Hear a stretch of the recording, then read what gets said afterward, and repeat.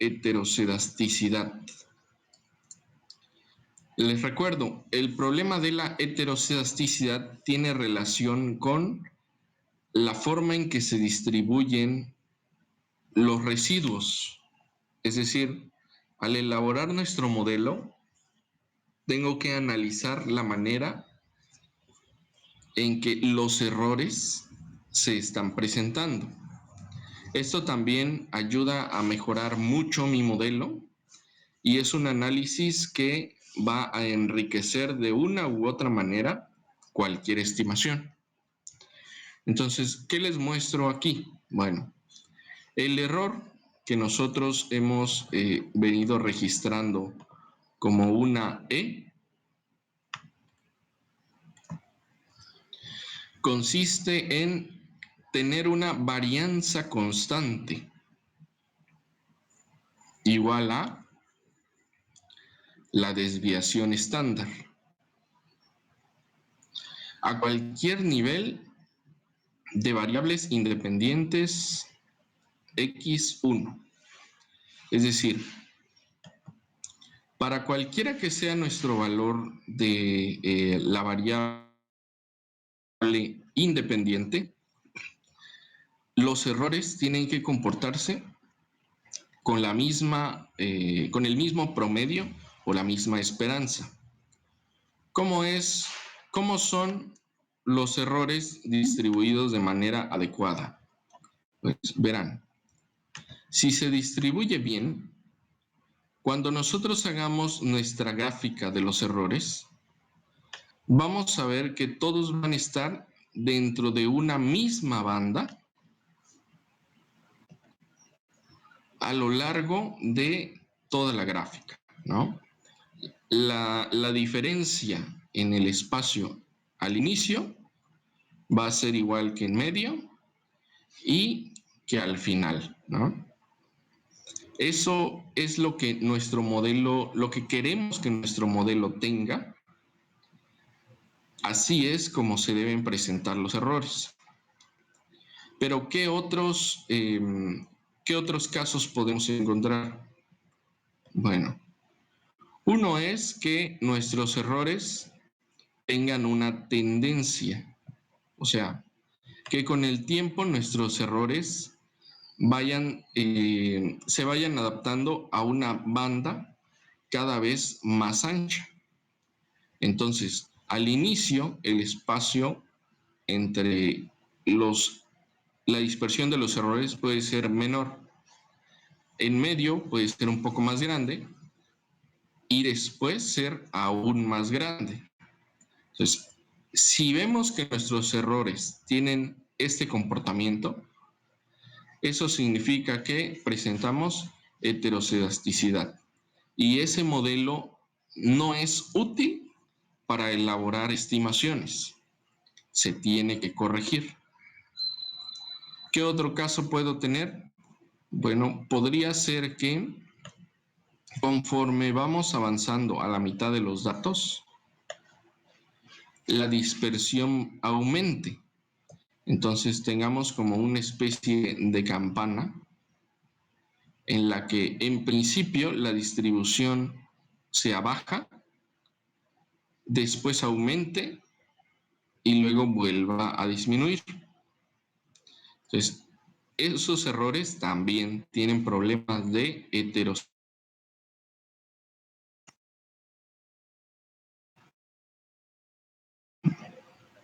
Es cuando iniciamos con errores que sean positivos, pero conforme avanzamos en la muestra, se vuelven los errores negativos. Y podría ser que después vuelvan a ser positivos. O simplemente podríamos ver que al inicio son positivos, después se vuelven negativos.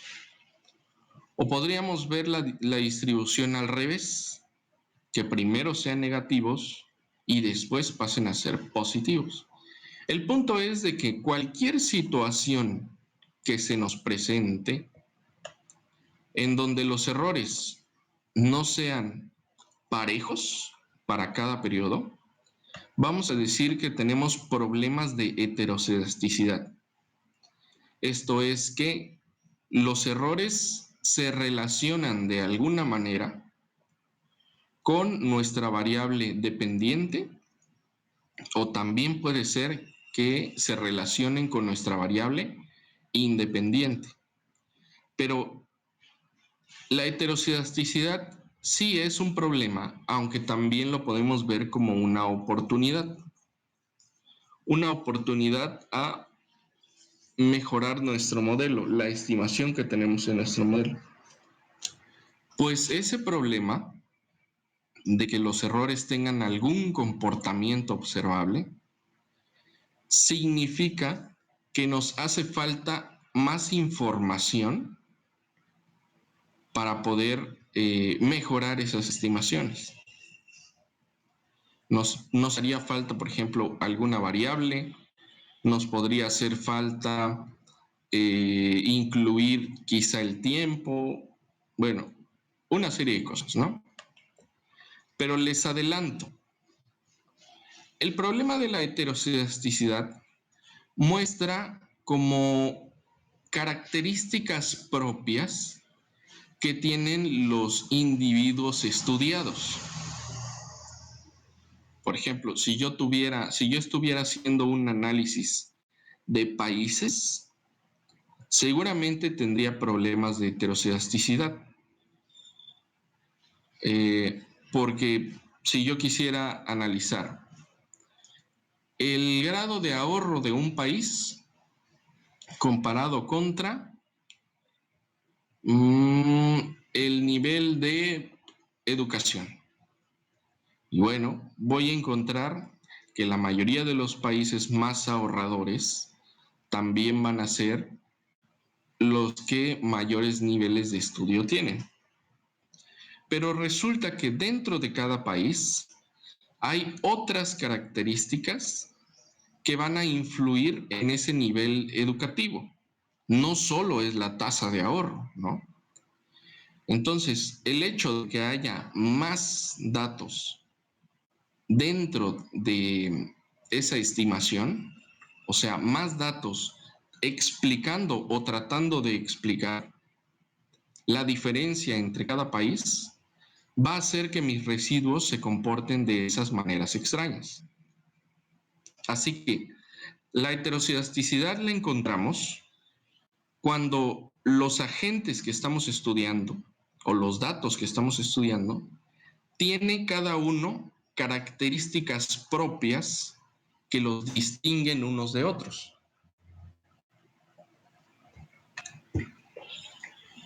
Por lo tanto, ¿cómo son los datos que nosotros hemos estado estudiando en el curso, en sus actividades y en la mayoría de sus proyectos? No son distintos agentes, ¿no? Sino que es un mismo agente, pero a lo largo del tiempo. Si es una misma persona, un mismo país, una misma empresa, un mismo instrumento de deuda, un mismo índice, pues no va a tener problemas de que cada dato tenga características propias, pues es el mismo que estamos estudiando, pero a lo largo del tiempo. Así que básicamente los problemas de heteroscedasticidad se dan en los análisis de corte transversal.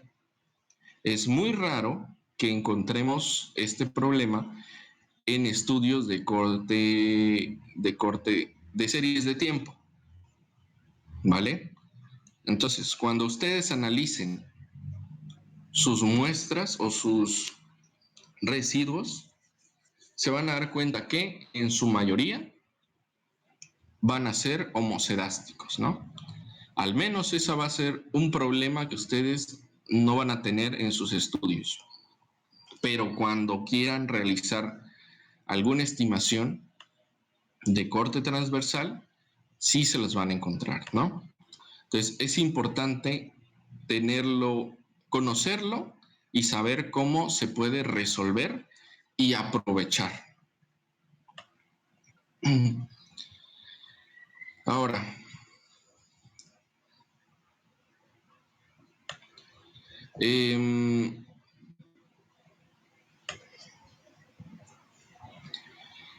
¿cuáles son las causas por las que la varianza del término de error aleatorio pueden ser diferentes? Uno es porque son modelos de aprendizaje por error. En este caso, o sea, si lo que nosotros estamos haciendo es experimentar en un modelo, bueno, con el paso del tiempo se espera que la varianza heteroscedástica se vaya reduciendo.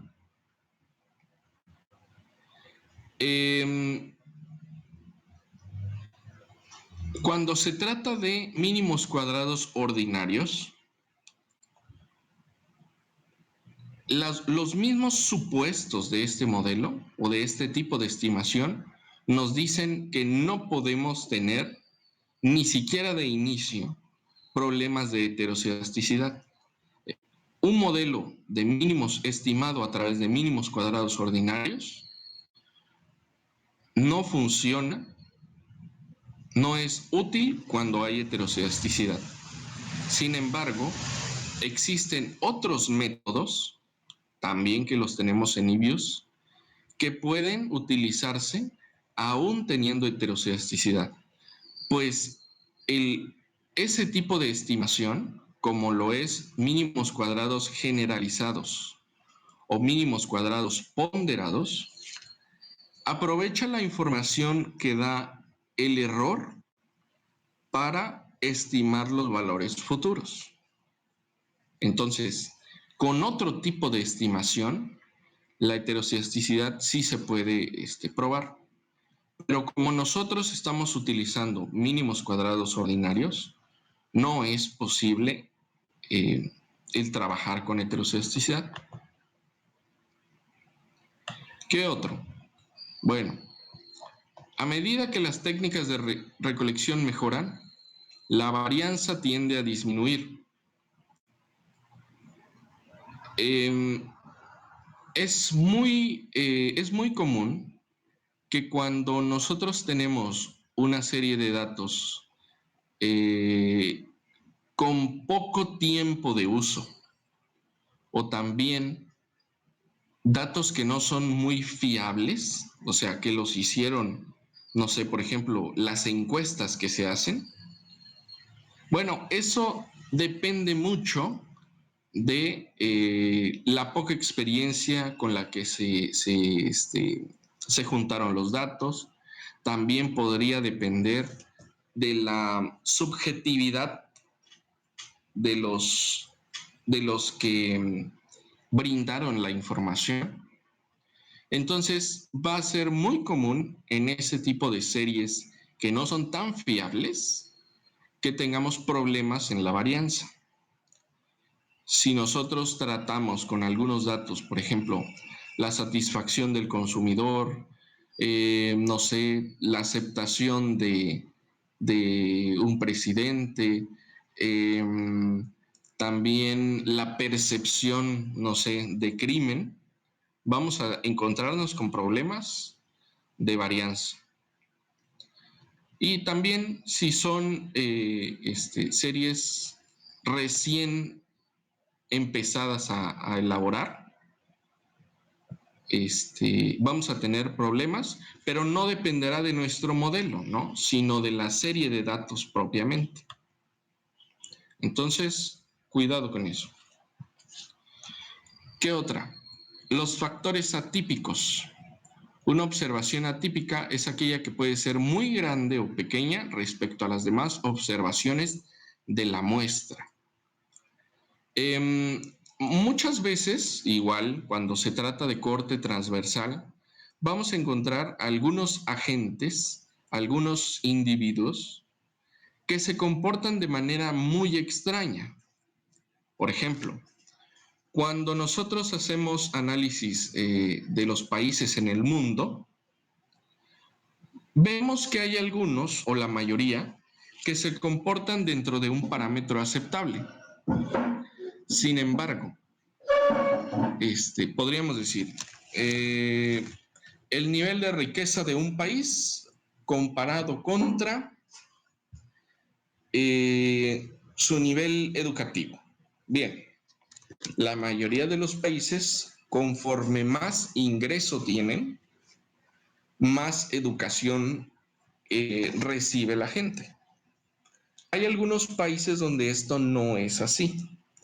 ¿Cómo qué países? Bueno, países petroleros, así como la ciudad de Qatar. Qatar tiene un nivel de ingresos extremadamente alto. Tiene un PIB per cápita por los cielos. Y su nivel educativo es muy bajo. Entonces, este tipo de país nos generaría heterocedasticidad, porque no se comporta como el resto de los países, ¿no? Caso contrario, se dice, por ejemplo, que en Cuba tienen niveles educativos muy elevados, ¿no? Todo mundo con ingenierías, todo mundo es médico. Bueno, pero tienen un PIB per cápita extremadamente bajo. Entonces, tampoco ese país se comportaría como el resto y nos traería problemas de heterocedasticidad. ¿Qué es lo más aconsejable en este caso? Bueno, si nosotros tenemos una base de datos extensa, por ejemplo, que yo estuviera analizando unos 140 países, lo más recomendable ahí, para que nuestro estudio no tenga esos problemas, no esté sesgado, lo más recomendable es eliminar esas muestras atípicas, ¿no? Por ejemplo, si estuviera yo comparando el crecimiento contra la inflación y de repente me aparece ahí el dato de Venezuela, en donde la inflación fue de 1.000.000%. Ah, bueno, ese dato va a volver loco al programa estadístico. Lo mejor es eliminar esos datos, siempre y cuando me quede con varios otros países, varias otras muestras, y donde uno no represente eh, nada relevante, ¿no? En ese caso se puede hacer.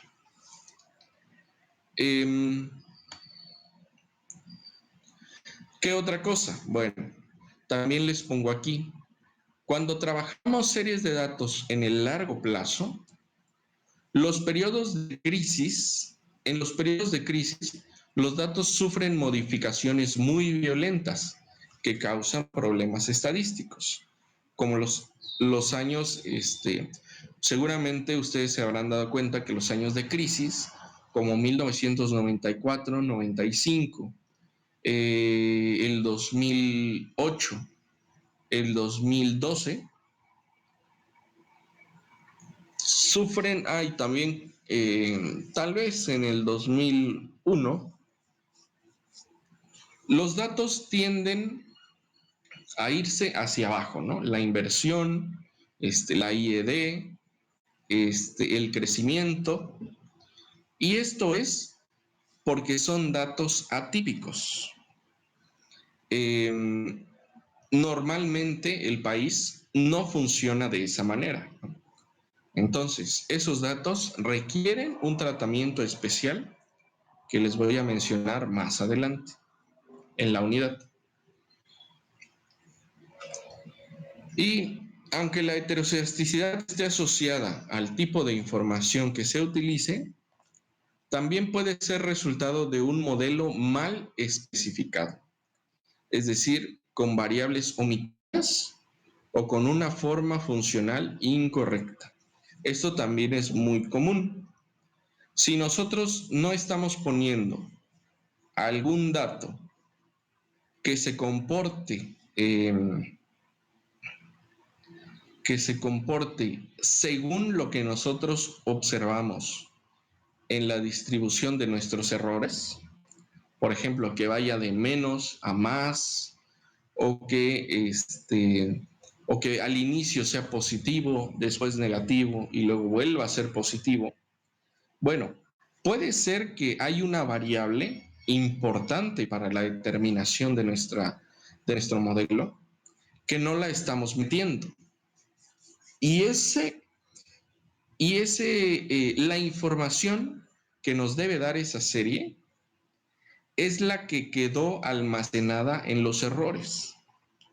Y el resto de variables, al no comportarse de esa manera, pues no puede corregir los problemas de la ausencia de la otra. Y también una forma funcional incorrecta. Si nuestro modelo debía ser un modelo exponencial y nosotros lo hacemos lineal, en la mitad de nuestros datos vamos a tener problemas de que el error va a ser más disperso o más grande. Y eso no tiene nada que ver con los datos, sino que la forma funcional es incorrecta, ¿no? Pero esto se resuelve muy sencillo.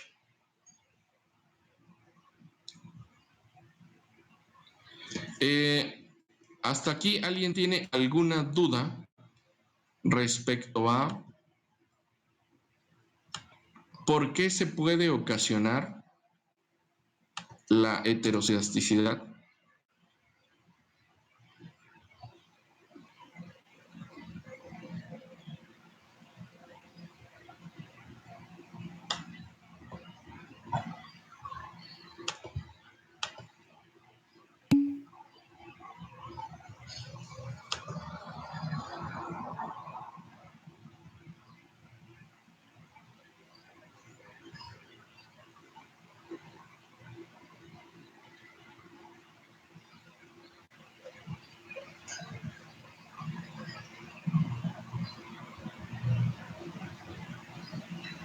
Eso del corte transversal.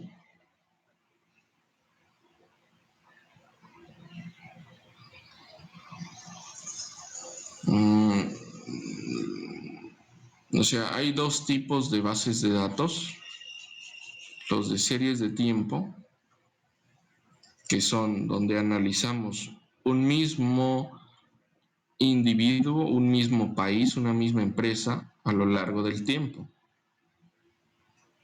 Los otros tipos de datos son los de corte transversal, en donde en un mismo periodo estudiamos a diferentes individuos o agentes. En ese caso, la heteroscedasticidad se va a presentar muy probablemente, porque cada uno tiene características propias que lo distinguen de los demás. Entonces, los errores van a reflejar esas características distintas entre unos y otros.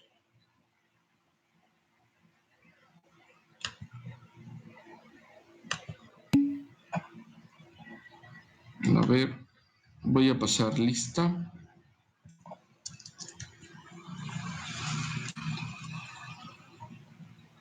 Alexis, Carlos Bolmaro, Christopher, Diana, Diana Laura, Edna, Eduardo, Eduardo Francisco, Edward, Fátima, Glorney, Gracie, Guadalupe, Héctor, Yosvani, Jaime, José, José Emiliano,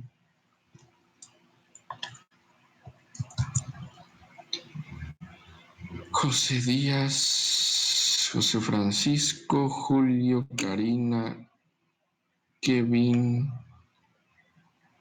Laura, Mariel. Uy, no se conectó Mariana. Mariana. Mariana Launa. qué mal.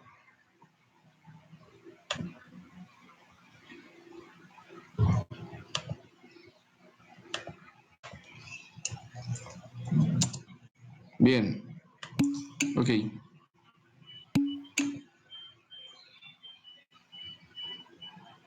Vale, pues gracias por la información. Ahora, ¿qué pasa con nuestra estimación mínimos cuadrados ordinarios? Mínimos cuadrados ordinarios es el método que nosotros utilizamos para realizar estas estimaciones. Bueno, con heteroscedasticidad, los estimadores de mínimos cuadrados ordinarios siguen siendo insesgados y consistentes, pero dejan de ser eficientes. Insesgados significa que la esperanza, o sea, el promedio de nuestro estimador, va a seguir estando en el dato real. Es decir, la mayoría de los casos, o el caso promedio, nuestro estimador va a estar alrededor de el dato real. Sin embargo, el que no sean eficientes significa que van a estar demasiado dispersos de el valor real. Recordarán aquella tabla que les puse de un tiro al blanco. Y decía, el hecho de que sean insesgados es que qué tan bien le apuntan al centro. Si son insesgados, pues la mayoría de los puntos van a estar en promedio en el centro. El problema es que están muy alejados del centro. O sea, nosotros esperaríamos que si hacemos un modelo, los datos estimados le den muy cerca al centro de nuestro círculo.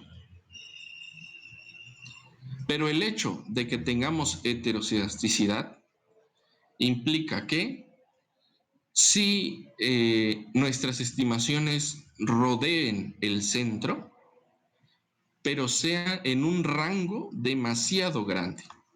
Entonces, si es un rango muy grande, pues nuestro modelo no va a ser preciso. Tú sí vas a poder estimar los coeficientes, tus parámetros, pero esos parámetros por lo regular van a atinar por arriba, por abajo, en un margen muy grande, ¿no? Entonces, tu modelo no va a ser de ninguna utilidad. Ahora, si se utiliza la fórmula usual de la varianza de beta 1, es decir, para estimar mi coeficiente, mi parámetro, se obtendría un estimador sesgado de la varianza. La calidad de los resultados dejarían mucho que desear y el fenómeno que estamos tratando de modelar no se interpretaría adecuadamente. Así que en la práctica, ese modelo nos llevaría a tomar decisiones equivocadas sobre la base de estimadores erróneos, y es algo que tenemos que modificar. Y les escribo aquí, básicamente el problema radica en que los intervalos de confianza se vuelven demasiado amplios. En vez de que nosotros tengamos un intervalo de confianza del 95%, la heteroscedasticidad puede ampliarnos ese rango hasta, no sé, un 80% o más, ¿no? dependiendo. Entonces, ¿ya de qué te sirve que tu modelo, el modelo bien especificado, le va a atinar al 95 de 100 casos? Es una buena probabilidad. Pero en cambio, con heterocedisticidad, imagínense, solo va a atinar en 8 de 10 casos o menos, ¿no? Entonces, ese es prácticamente una apuesta y lo que queremos es evitar ese tipo de riesgos, ¿no? El problema es de que los resultados de la prueba T y la prueba F sí se pasan, pero no son estimadores o pruebas confiables. Esos estimadores están alejados de la realidad. ¿Cómo voy a hacer para detectar los problemas de heterocedisticidad? Y bueno, nos dice, no existen reglas fijas y seguras para detectar heterocedisticidad. No hay un solo método que digamos, con este ya lo garantizaste, ¿no? Sin embargo, hay algunos que nos van a ser de mucha ayuda. Por ejemplo, ¿cuál es el primero? El primero es por la naturaleza del problema.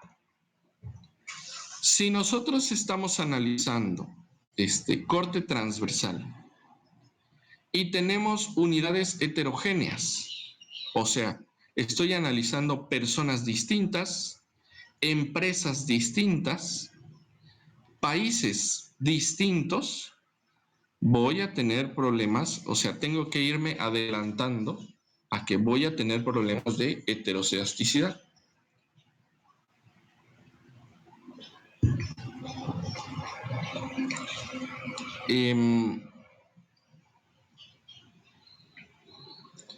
Así que, una manera,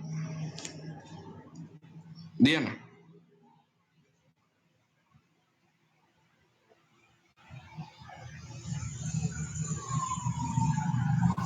¿Me escucha? Sí, adelante. Profe. Sí, te escucho.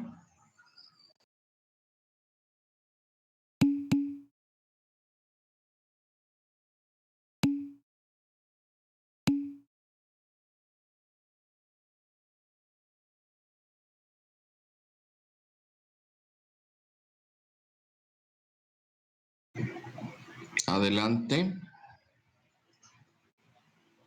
Es Diana. que me surgió una duda con eso de que dijo de que... ¿Ya me escucha? Sí. Ah, ok. Me surgió una duda con eso que dijo de que si comparo dos países distintos, voy a tener heterocedisticidad. O sea, si mi PIB es una comparación de México y de Estados Unidos, voy a presentar ese problema. No. Aquí el problema de heterocedisticidad, o sea, México y Estados Unidos son países bastante similares por la integración que tenemos. Nos comportamos prácticamente igual. La diferencia es cuando nosotros tenemos muchos países con características variadas. Por ejemplo, las economías latinas o de América se comportan de una manera. Los países africanos de otra manera. Los países asiáticos de otra. Los europeos de otra. Tenemos datos demasiado variados para una muestra grande de países. O sea, no estamos comparando dos, sino que comparamos varios países sobre lo mismo. No sé, quiero explicar el grado de inversión de cada país de acuerdo a su nivel de ingresos. Bueno, resulta que hay países muy ricos, como las economías europeas, que van a invertir mucho. pero también tengo países extremadamente pobres, como las economías africanas, en donde no se invierte prácticamente nada. Entonces, en esos casos, sí tendría problemas de heterocedasticidad. Pero si son dos economías muy parecidas, o si fueran regiones, por ejemplo, si solo estudiamos economías latinas, bueno, nos parecemos bastante. Entonces, esos problemas serán pequeños o quizá no existan, ¿no? Así que en corte transversal es posible que nos encontremos con esos conflictos. ¿En qué casos nos dice aquí? Por ejemplo, cuando utilizas datos de tasas de interés, de productividad, obtención de dividendos, pero ojo, aquí podría ser para distintos agentes, no cuando analizamos la misma serie de tasas de interés para distintos periodos.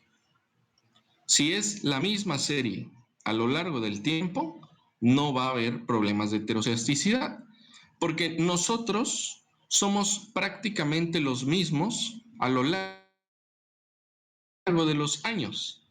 Entonces, no hay esas distinciones entre unos y otros. ¿Qué otro? Bueno, aquí les pongo un ejemplo. ¿Cómo obtener la serie de errores al cuadrado de mi modelo, no? Porque aquí nos indica. Lo primero que se recomienda para analizar este problema de heterocedasticidad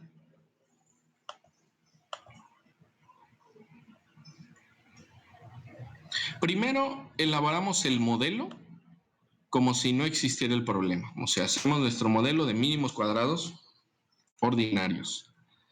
Después analizamos los términos de error elevados al cuadrado. Y vamos a observar ahí sí cuál es la forma en que tienen nuestros errores. Ahí podemos ver si se comportan de la misma manera a lo largo del tiempo o tienen variaciones. Para eso, yo les muestro aquí la manera en que nosotros podemos sacar esas series de residuos. Primero, tengo mi tabla de la ecuación econométrica, y me voy a donde dice PROC. Le doy clic en donde dice PROC y le doy en Make Residual Series. Me va a generar esta tabla de aquí. Bueno, le doy en hacer mi serie de residuos, y la serie de residuos se va a llamar Resid 01, o depende, ¿no? Si es el tercer modelo al que le sacan, pues va a decir Resid 03. Pero en automático, al darle clic en hacer la serie de residuos, nos va a agregar en nuestra lista de variables la que se llama Resid y 01, 02, 03, dependiendo cuál sea. Después me voy a la parte igual en donde se genera una nueva serie a través de una ecuación. ¿Y qué es lo que hago? Primero voy a poner el nombre de la nueva serie, y yo le puse aquí RESD 2, y le escribo, esta va a ser igual a el nombre de la serie Resid 01, le pongo el símbolo de exponente, en cada teclado se saca de una manera diferente, y luego le pongo el 2, o sea, para darle a entender al programa que quiero esas series de datos, pero elevadas al cuadrado, ¿no? Esa es la manera en que nosotros podemos sacar de nuestro modelo los errores al cuadrado.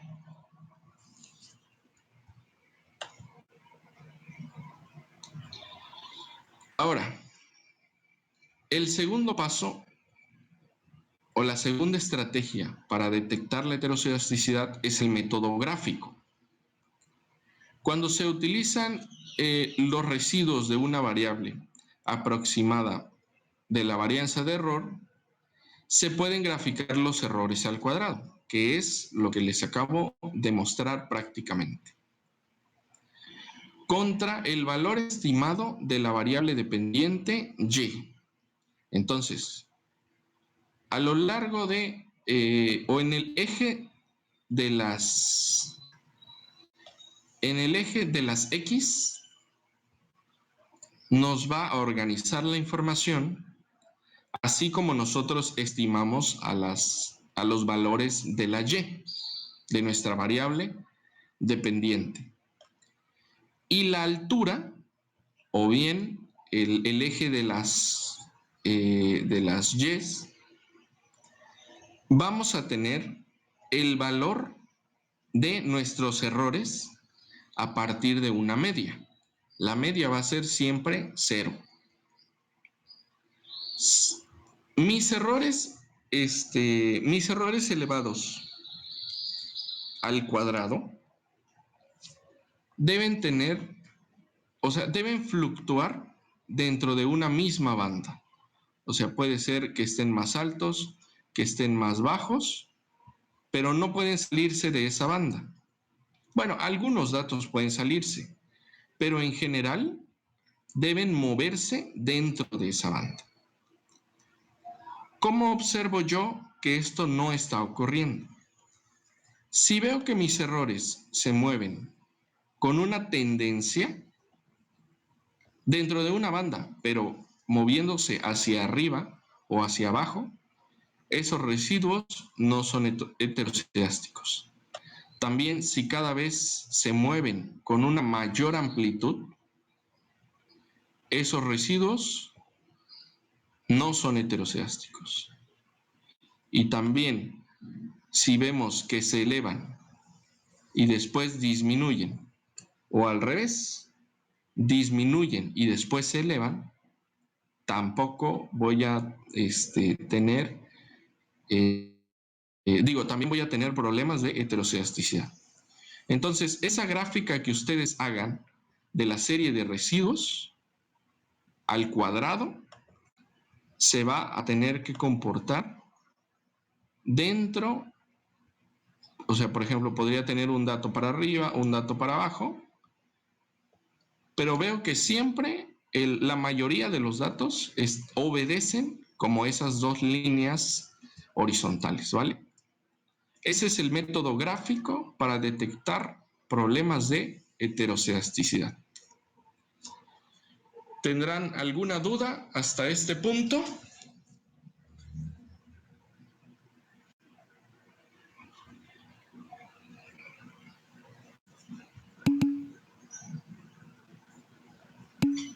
Bien, ok, pues en ese caso se pueden desconectar y nos vemos el día de mañana.